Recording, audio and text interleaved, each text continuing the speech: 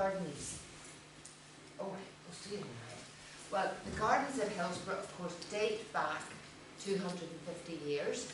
And so some of the things that are there are very, very old. But a lot of the things that have happened in the last 6 years since the Historic Royal Palaces took over the management of the castle. Just to set it all in context, the Hills family built the castle as a townhouse, started it in the 1750s. They added this wing that you're looking at, which is the south wing, in 1797. And it has remained as they built it. There have been a lot of changes inside, not least because there was a fire in 1934, and most of this wing, the roof all burnt and the ceilings all fell in and it all collapsed on itself. So a lot of the inside is not original, but it was redone in the correct Georgian style. So the Hill family, later the Marquises of Downshire, lived there not as their primary home, but as a secondary home from the 1750s right through until the beginning of the 20th century. And by about the turn of the century, they were staying less and less. And so they rented it out to the Dixons, Sir Thomas and Lady Edith of Lady Dixon Park. And they lived there until 1919, when their own house, Wilmot House down in Beaver, was finished, and they moved down to Lady Dixon Park.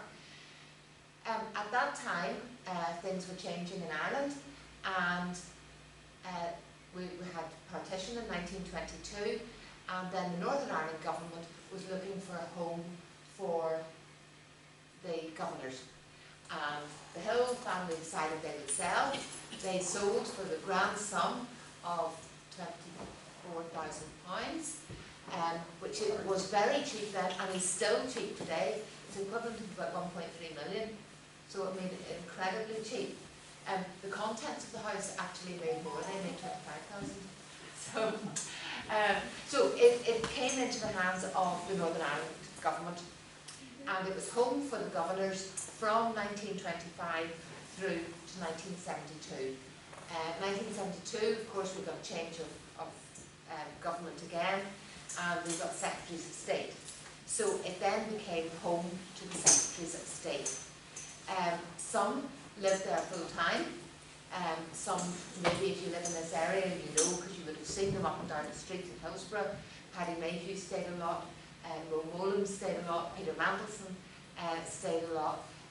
Others, especially more recently, barely slept the night there. So it all depends on it. So it's home to the Secretary of State, but also from 1922, from partition, the royal family then also needed a base in Northern Ireland, because prior to that they would have stayed in Dublin Castle or a government house down in Dublin. So they, this then became the home of the royal family when staying in Northern Ireland.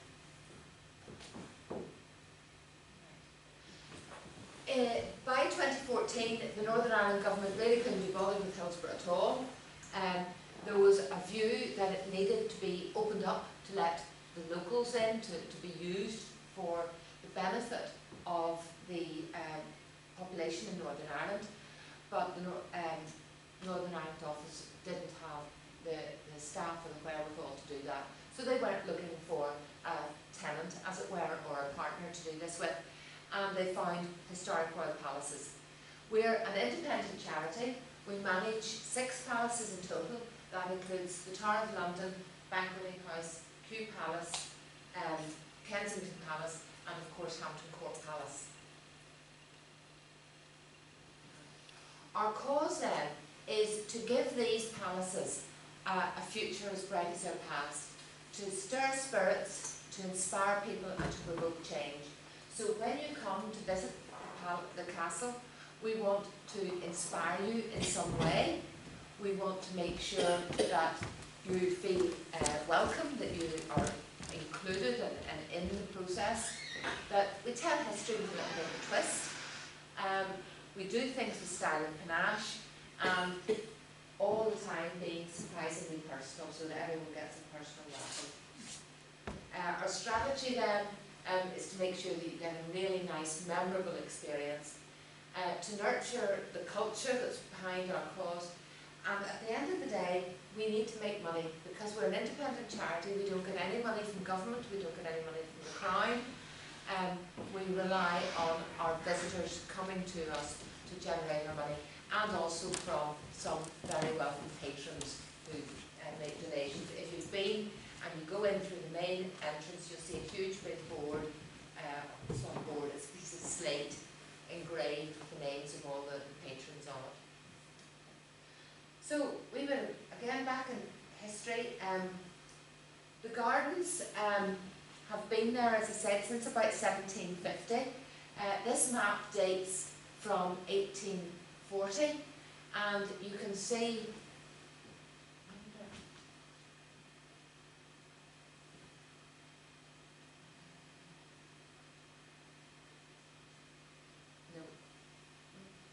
I'm just looking to see if it was a pointer. I'll come over here. You can see the castle on this side here. So it's a very long, it's a very L-shaped house. This was the original house here, the 1850s, and then this was the extension in 1790, and this, again, an extension at that stage. This is the parterre, and this is the south lawn, and then the west lawn over to this side. So that's the garden as it was about 1840, so almost 200 years ago. And on the face of it, very little has actually changed. There we have it today. You can still see the L shape of the building. You can still see the parterre really clearly. What you do now see are lots of lovely bright paths that have been put in. But that's the garden prior to the redevelopment. So Historic Royal Palaces took over 2014. They started doing a lot of research. They did archaeological digs. They had experts in to look at the gardens, and by 2016 they had formulated a plan. They divided the gardens into 22 different areas. Each one of those had a plan of what was going to be done, whether it was a case of tree felling, moving paths, replanting, or whatever. There's lots to do. And that's the grounds today, and again, on the face of it, very little difference. But before we could open Hillsborough as a major tourist venue, we needed to do something about parking, because any of you live in the village? Yeah. Parking is a nightmare. They're not so bad. It's another very short park line.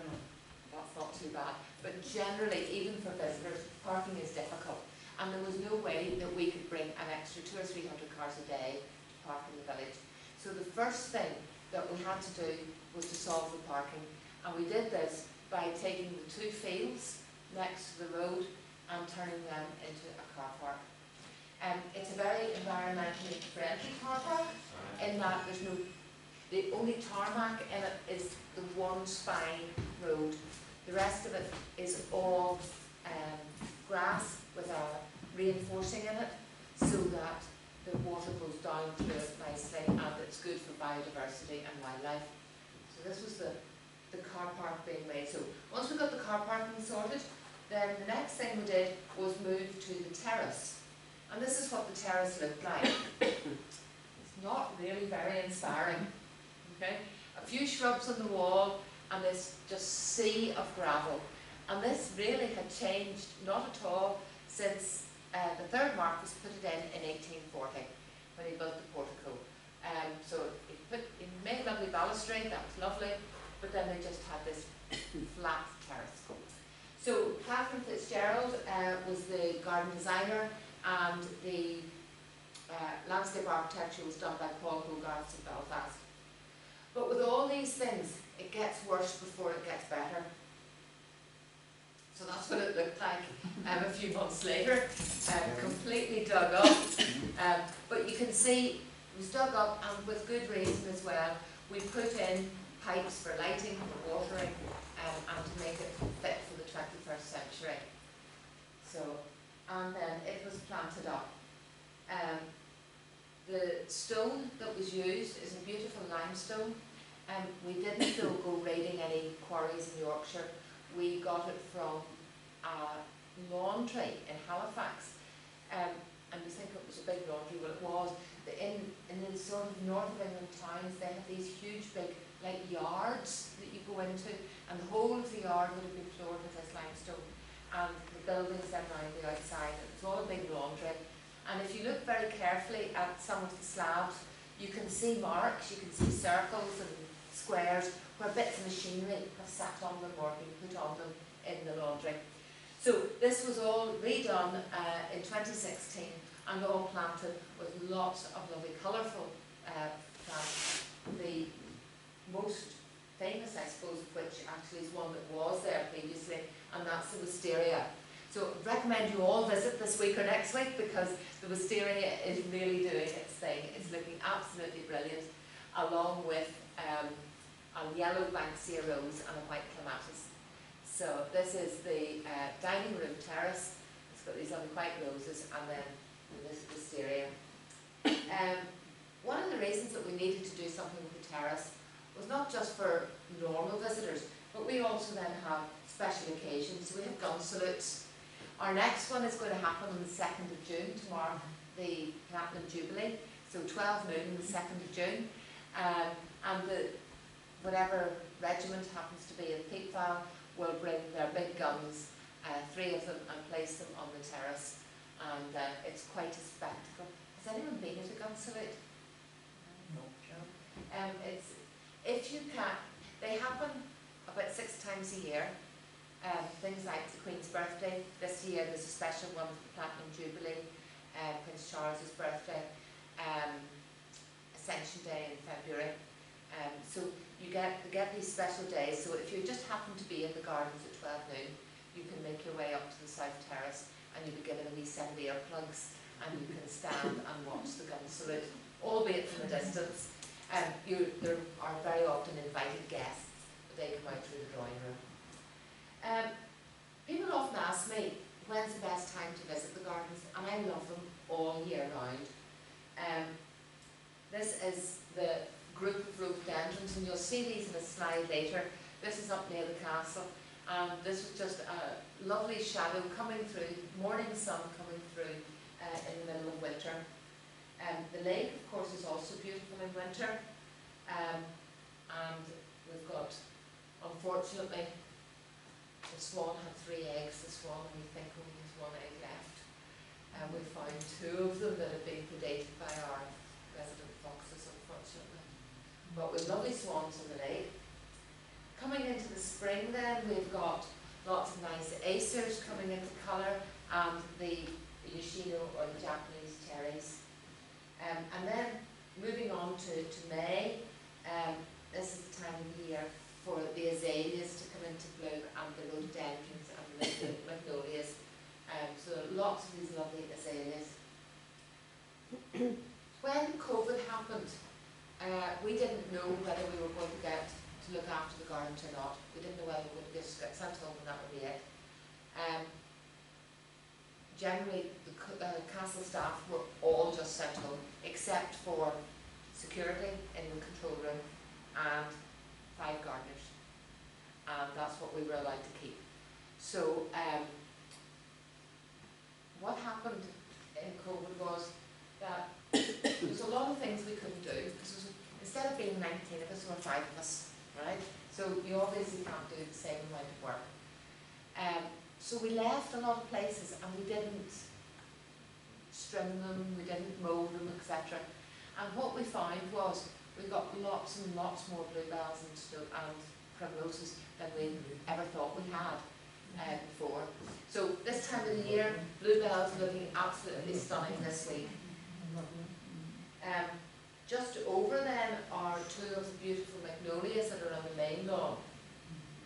One of the things that has been happening at Hillsborough since 1872, which was the first one, is ceremonial tree planting. So the infant Earl, 6th Earl, there was a tree planted in honour of his birth in 1872. And since then, we have had about 200 ceremonial trees planted. Not all of them are labelled, and not all of them are still there.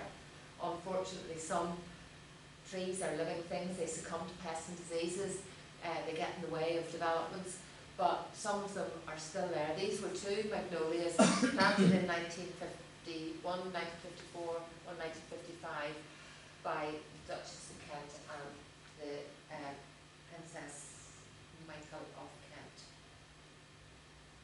Up on the terrace then, we've got some lovely unusual plants. This is a Mexican flame lily, or Bechinoria eucaoides, to give it its proper name. It's a bit of a mouthful. And remember, I showed you that photograph of the light coming through the rhododendrons. Well, the last week in April, that's what that clump of rhododendrons looks like. Just starting to come into bloom. Nice little pink buds all over it. And this is a very special rhododendron to Hillsborough because it's rhododendron loderi King George. Now, the operative word in there is loderi because the 3rd governor was Sir John Loder, or Lord Wakehurst. And his uncle was Sir Edmund Loder, and he bred rhododendrons, and he bred the loderi rhododendrons. So this rhododendron dates back to the time of the 3rd governor, and it's a brilliant rhododendron because not only has it huge big flowers, but it's also scented. You can smell it from about 100 yards at the moment. It's absolutely brilliant. So that's what it looks like the last week in April. That's what it looks like the first week in May. So that's just what it looks like at the moment. And next week, that's what it'll look like. So absolutely stunning. So it's important sometimes to give plants enough space so that you can see them. And that was a nice day. We also have lots of other nice areas. One of them is the Glen area. And this area was a favourite of Momolam's. She loved this area. And actually, just down in the grass at the very bottom, there are some of her ashes scattered. But we've got a little magnolia and azalea bed there, which now looks very different. It has all grown up. And actually it's even bigger than that this year because again, with COVID, the plants didn't get pruned for a couple of years. But what I've decided is I'm actually going to leave them because I was visiting some other gardens recently and just was blown away with the size of some of their magnolias and camellias and rhododendrons. So I think we'll stop pruning ours quite so much and just let them grow and be fabulous. Another one of my very favourite plants, and one of the plants that was in the gardens before I came, was this one. This is Echinanthus campanulatus, or the which is the lovely little bell flower.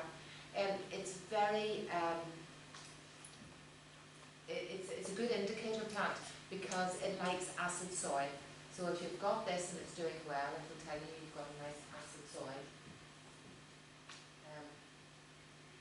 Just a view of some of the big rhododendrons. This view changed, and this is this year, and that's the thing about gardens. Gardens change over time, they change year to year. So 23rd of March this year we had a visit from His Royal Highness Prince of Wales, and he planted a tree to celebrate the Platinum Jubilee. It's a nice magnolia, and it's just planted in the middle of that piece of grass there. So that view will change going forward. But if it doesn't have a label on it yet, but it will. Another few of the azaleas. These are the lutea ones, which are really scented and lovely. Another of their rarer plants. This is Magnolia wilsoni, and that's the flower up close, which is absolutely beautiful.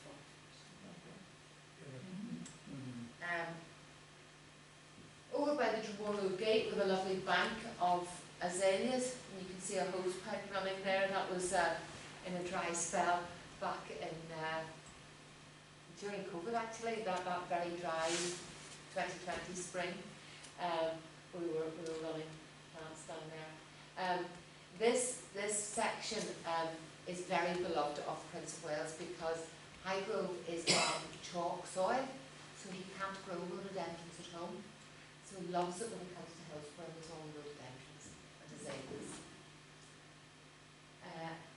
One of the other parts that actually wasn't very little done to is the glen, and this is where Ossian is. Ossian's a bronze sculpture, and it's down in there. Ossian was the son of Finn McCool, or so legend would have it, and it's down in there because originally when the grotto was made in Victorian times, when it wasn't an environmental crime to bring Giant's Causeway stones to your garden, there were stones put in, and so there's a nice link between Ossian and the Giant's Causeway there.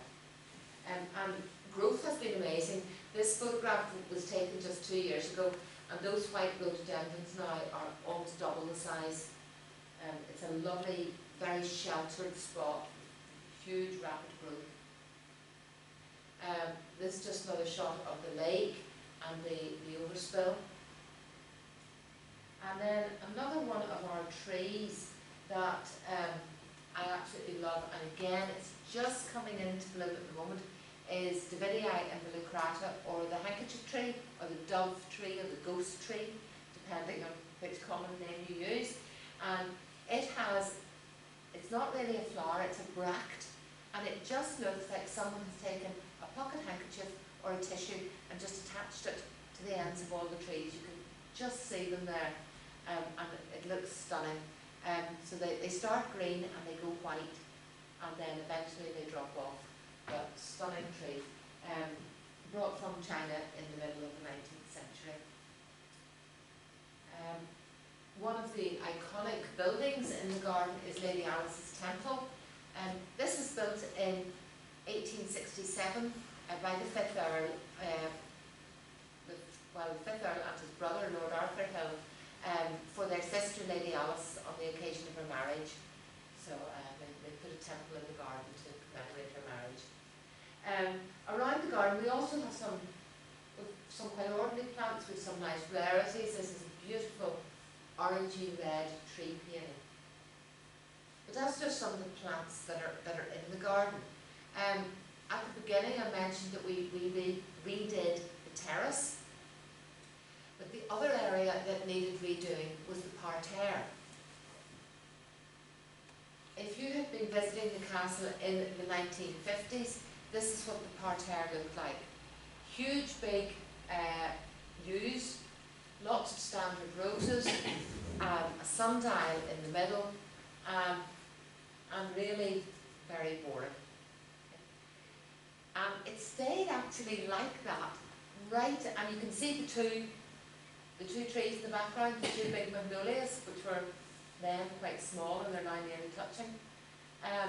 So this is what it stayed like until 2012, when, in order to commemorate the Queen's Diamond Jubilee, they thought they would put in a topiary garden.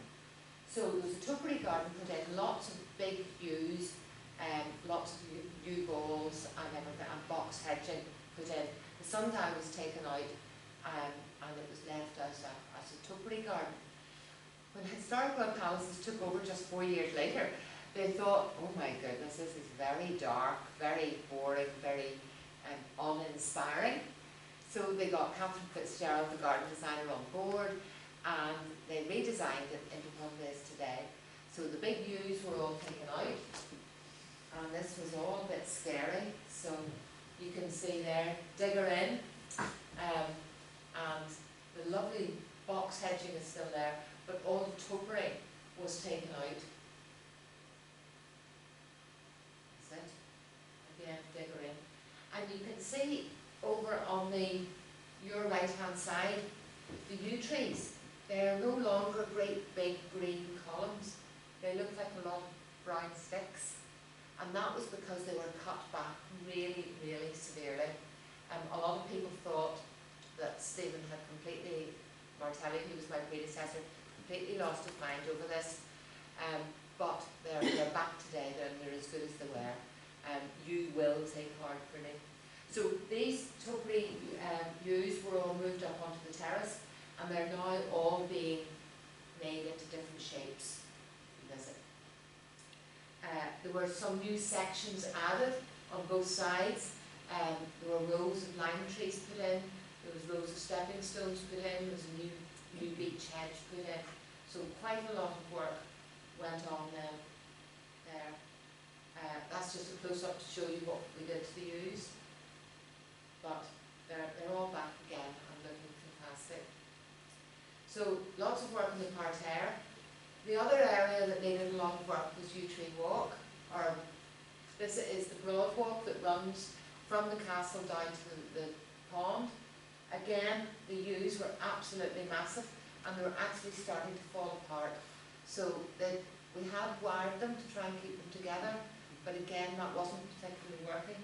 So the decision was taken to stem them right back, and you can see it there.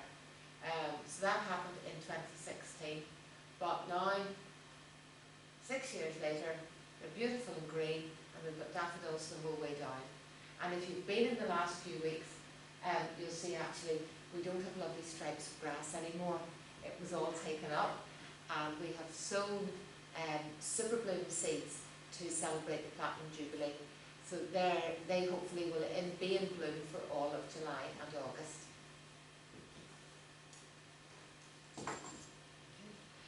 Between the yews on Yew Tree Walk, we planted bulbs. In the first bulb planting, there was about 33,000 bulbs planted. And that was a great event because we got a lot of volunteers on board to help with that as well. So that's what it looks like at the moment, because that's Camassia, that's a North American bulb, but it looks super. There were more areas that there was a lot of work done to. This was a new garden area just at the top of Yew Tree Walk. Again, the broad walk ran right to the terrace, and it was just hedges of grass. So they made these two lovely gardens at the top, planted again in lovely soft colours, pinks, purples. In behind there you've got one echium. This year there's going to be loads, a whole forest of them. Look fantastic. And this is called the ante-room. And one day my staff came to me and said,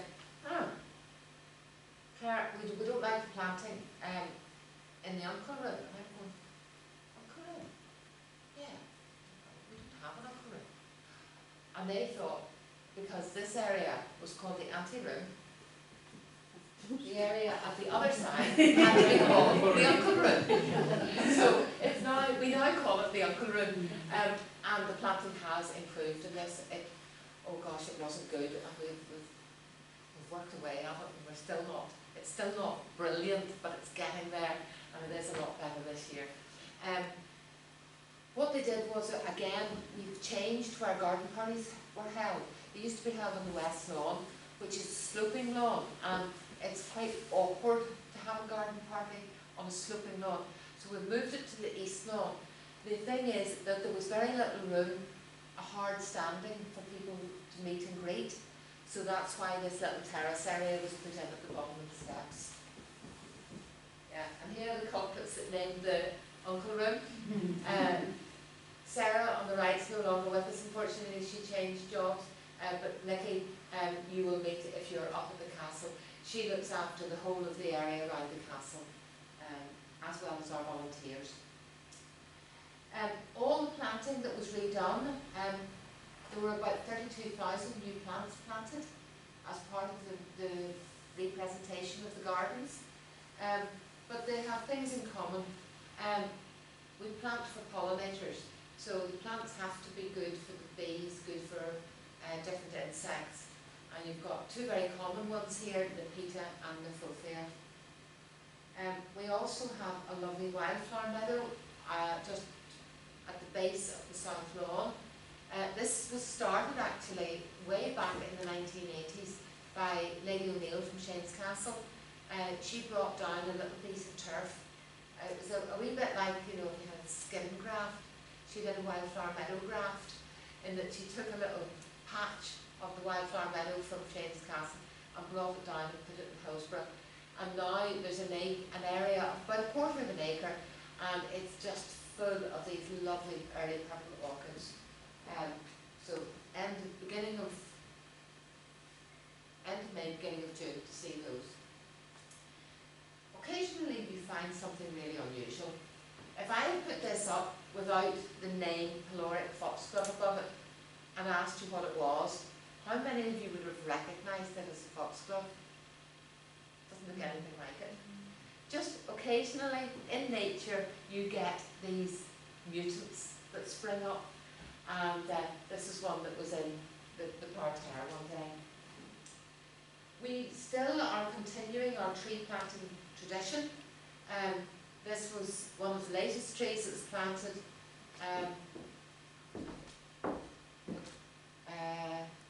This is the Cambridges, and beside it there's a matching one planted by the Queen in 2016. And then of course our most recent one is the one planted by Prince Charles in 2022. Some of them are quite old. This is one of my favourite plants. It's a Cornus Cusa. There are two, and they were planted by the Duke and Duchess of Kent back in 1984. Other areas that we have in the garden that we've sort of brought to life again, as it were, are the herb garden. When I arrived, this little glass house was used by the gardeners to hang up their wet clothes. It was used to raise seedlings. It was a general junk storage mess. So I wasn't there 2 weeks before we got it all cleared out, shifted out, and we're now using it as a display house. So over winter we have cyclamen and in it, and then in the spring we have spring bulbs. They have just finished, and we now have a auricula collection in it. So if you go up you'll see our auriculas. In the foreground then is the herb garden. This year the plan for the herb garden is that it's going to be animal themed. So all the plants in the herb garden will have a link to animals in some way. So when you think of any herbs that have like an animal name in there. Basil brush.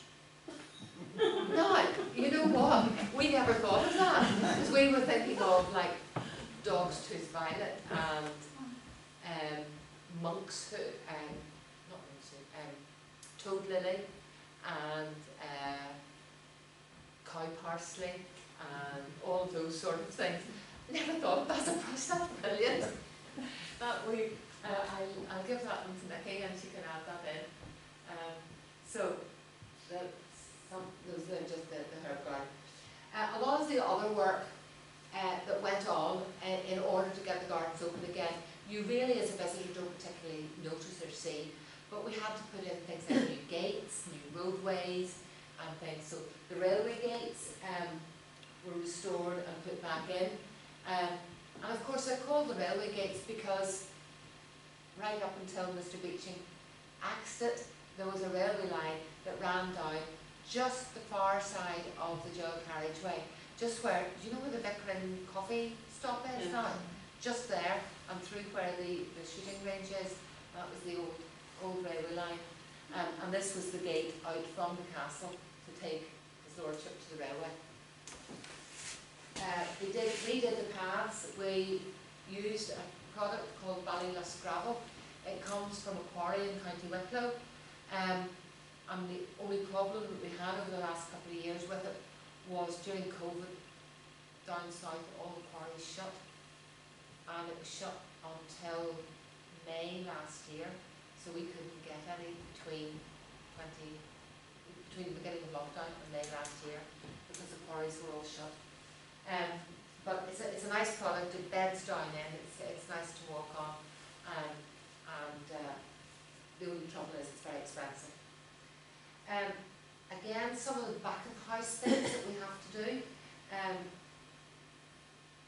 These are my pride and joy. These are my composting bays.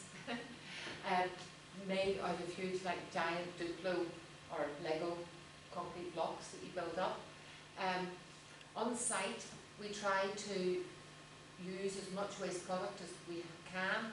We try not to buy anything in, and if we do, we try to use waste products. So if we're buying in compost, we buy from Natural World Products, which is what basically the contents of your brown bin are. They go away to a place down in County Armagh and get composted. We get horse manure locally, and we also get pressed slurry that comes from Athby across the road. So we're trying to use as many products as we can.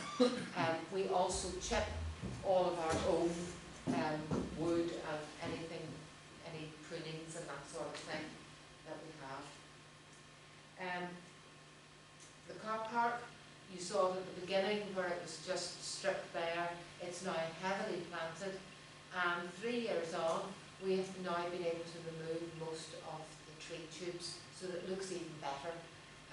But tree tubes are a necessary evil to get lots of planting off the ground, otherwise you just lose it to the resident hare and rabbit population. So it's important. The waterways were also restored. The water from the estate comes from the main lake and Hillsborough Forest, and it comes through a culvert onto the Dromore Road, comes into the estate and then flows down through the Lost Garden.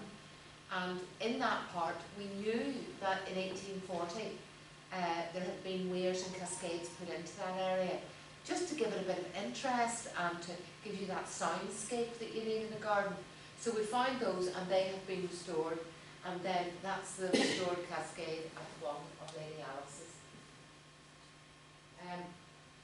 Why do we do all this? Well, we do it because we want visitors to come and see it.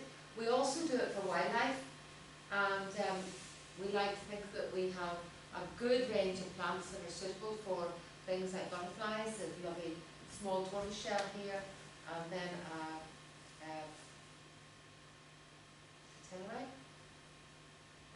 painted lady, sorry, that wasn't it. 2 summers ago we had a whole flock of painted ladies in the Royal Garden. They came in their thousands. It was amazing. But that takes me on to the walled garden. Right? So, walled garden dates back to 1760. It's 3.83 acres, the main garden, with other additional bits added on. And this is a photograph that dates from the 1950s, and you can see that there's like a donut in the middle. That's the dipping pond, and then you can see down the left hand side drills, and that's where all the vegetables and the fruit were being grown. You can see hedges in it and open areas of grassland. It was like that right up until the start. Well, it was like that 50s, 60s, 70s.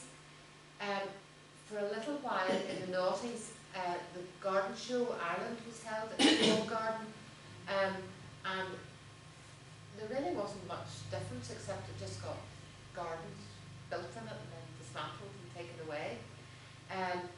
Praxis used it then for about 10 years to grow some vegetables up in this top left hand corner, and then when the Historic Royal Palaces took over, they realised that it needed a complete redevelopment. We weren't going to restore it because we didn't know, if you do a restoration, you have to choose a point in time and restore it back to that point in time.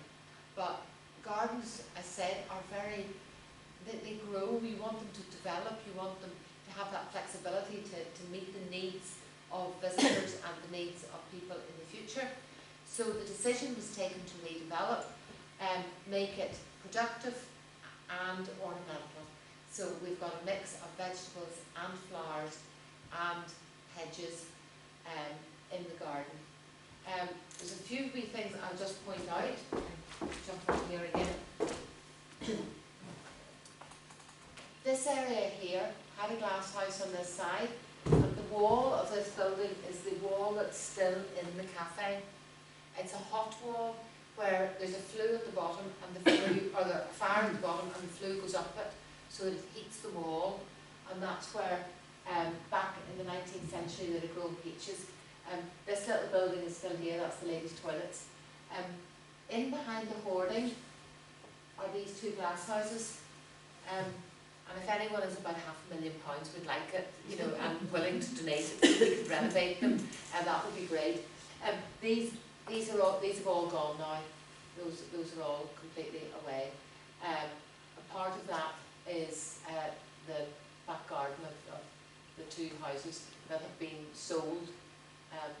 That just down the side there, you can see there was actually an old road, and that's the old road to Moira. That's a nice plan. So that's what happened. 2017, basically a grass field, a few scrappy trees in it, and that was it. Bit of old grass, the remains is the dipping pond. So first thing was to go in and strip everything out, and you can see here that everything completely stripped out, and the pond we found, of course, wasn't exactly in the middle. It mustn't have been very 1750, weren't very good at getting it in the middle. So we had to move the pond over a wee bit. But we found we did archaeology and found where the paths would be, and they were reinstated. Again, by the end of 2017, the sort of outline was sort of in place. Okay. The next thing then was to put the paths in, and they went in over the next couple of months. So working really quite fast. So February 2018, path structures in, and they're working at that stage on the pond in the middle. And one of the things you'll notice is there's no pavilion, right? You know the nice pavilion in the middle? This is less than a year of, this is just on a year of official opening, and with no pavilion started yet, and no plants. Things then had to stop, because we got a lot of snow in 2018. But the following month, into April, the first loads of plants arrived. The plants all came from MAH Nursery down in County Tipperary. They were the only nursery that, it all went out to tender, and MAH got most of it. There were several thousand plants though grown by the students at Greenmount. And at that stage I was working for Greenmount, so I was growing plants for Hillsborough, little knowing that in a year's time I would be on the other side. Setting out the plants was a nightmare, especially as Catherine Fitzgerald, the garden designer, every so often came in and said, "Oh, I don't think I want that there," and changed it all around. So, again, just more of the plants being laid out, and you can see we're at the end of April 2018, the very beginning, and look at all the size of the wee hedge. Again, a little bit more planting, and this was then actually just getting on to the end of that year. And that's what it looked like then a year later. The difference here is all the beautiful black railings that the espalier trees were planted on. We move then to April 2019, or the last week in March. You can see that the pavilion still has its scaffolding around it. And we thought we had the pond finished. So the pond was filled up, that was great. We went round the back of that yew hedge and there was a huge big puddle. And then we went round the pond and thought, oh, pond's empty. So there was a leak. So what these guys had to get in with spades and shovel all that stone out again. It was a nightmare. This was all happening 2 weeks before a royal opening. Okay. To say things were fraught would be an understatement. But we got everything into place, and we duly opened on the 9th of April 2019. And that's just the crab apple board one. And it's filled out today, you wouldn't hardly recognise it. The parterre just after, or the potager just after it was planted.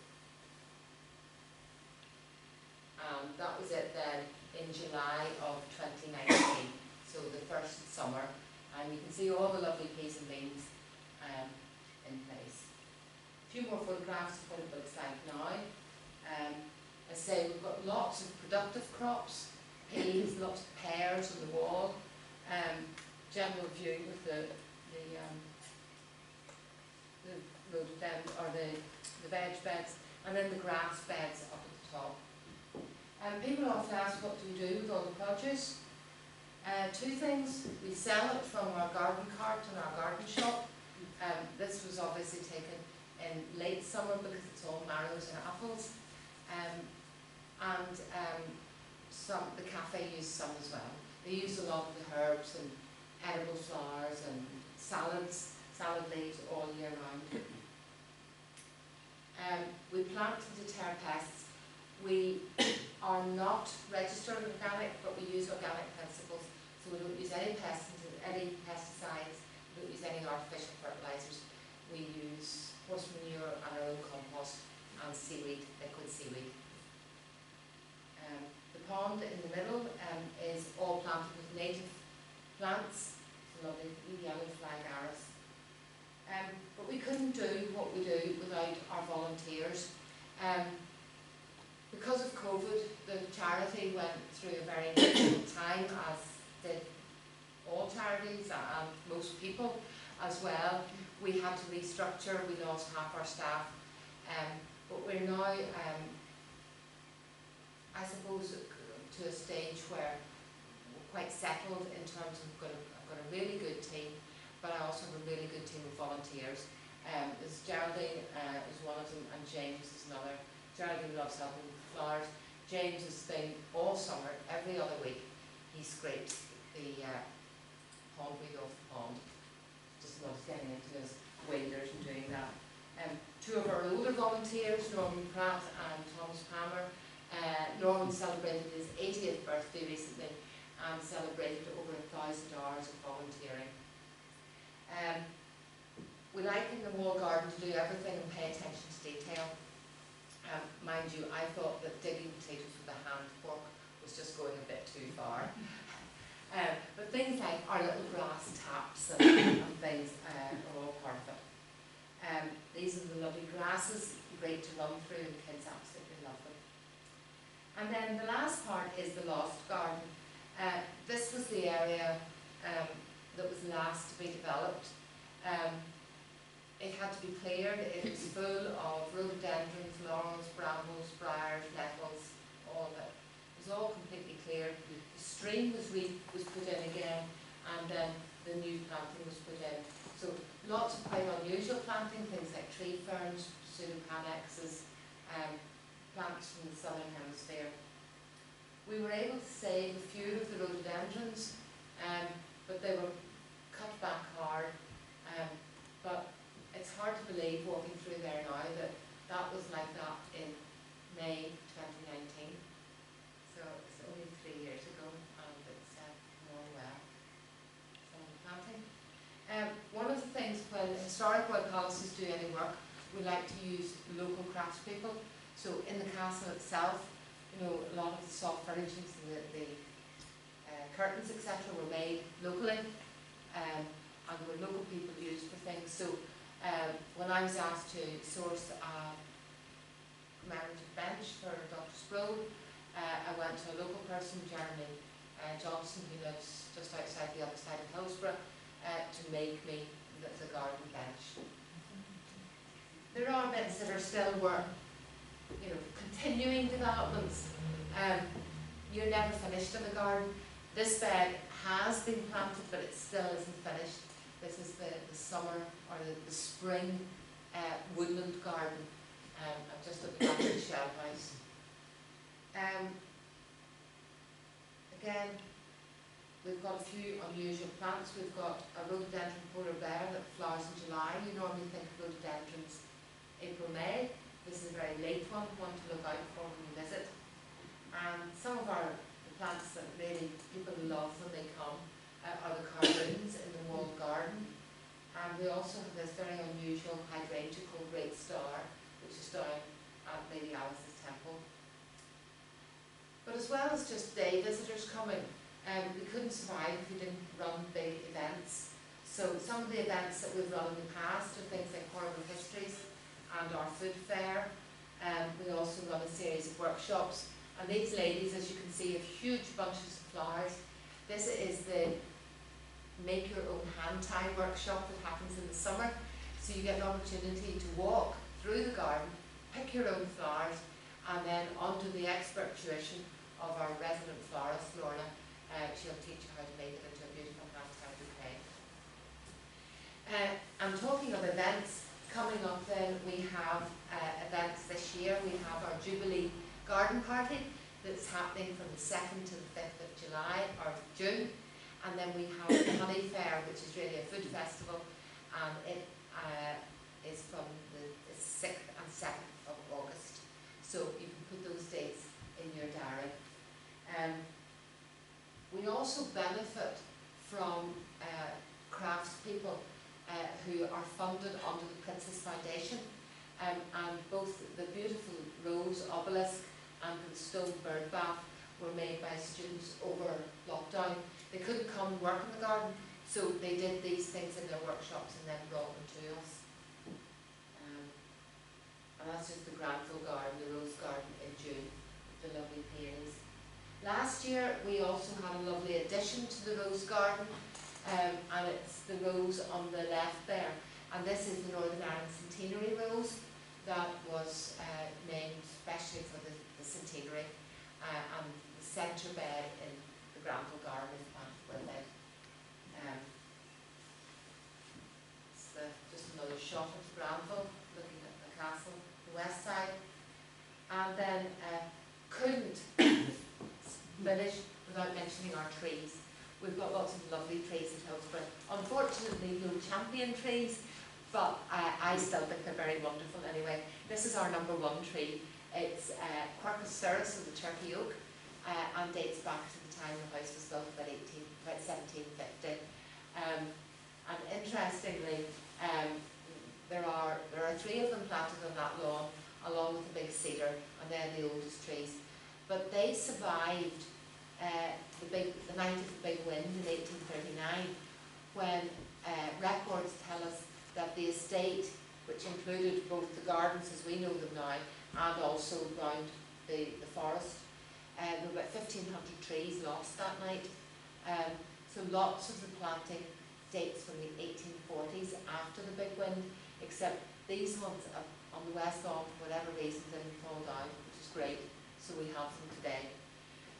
So Hillsborough has gone through lots of changes. We've done a lot of work, put a lot of investment into it, but we want to make sure that it is a place where people like to come. And the best way to support us and to come is to become a member. And membership then allows you to access the gardens all year round for free.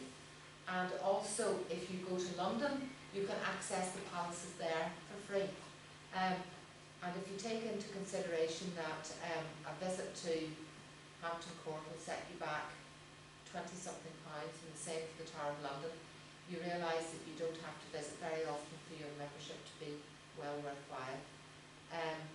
So that's just a few little leaflets. Both the Jubilee Garden Party and the Honey Fair are free for members.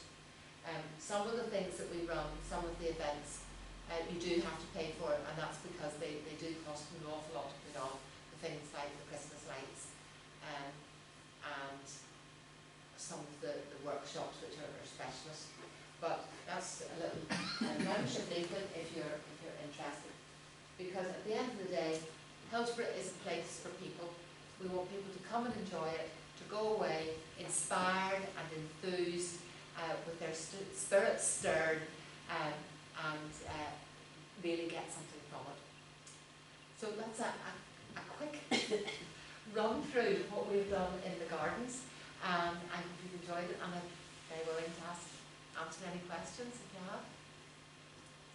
And what is the membership?